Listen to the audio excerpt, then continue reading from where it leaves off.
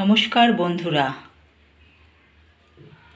আশা করি তোমরা সকলেই ভালো আছো, সুস্থ আছো। আজ শনিবার, দুই বোনের জুটি চ্যানেলের রান্নাঘরের পক্ষ থেকে সকল বন্ধুকে জানাই শুভ দুপুর। আজকে আমাদের মেনু ভাত, উচ্ছে আলু সিদ্ধ মাখা।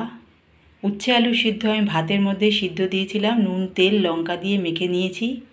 বেগুন পোড়া, নুন তেল লঙ্কা দিয়ে মেখে নিয়েছি।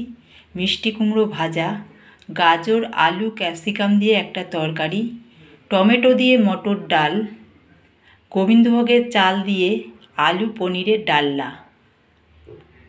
পনিরের ডালনা।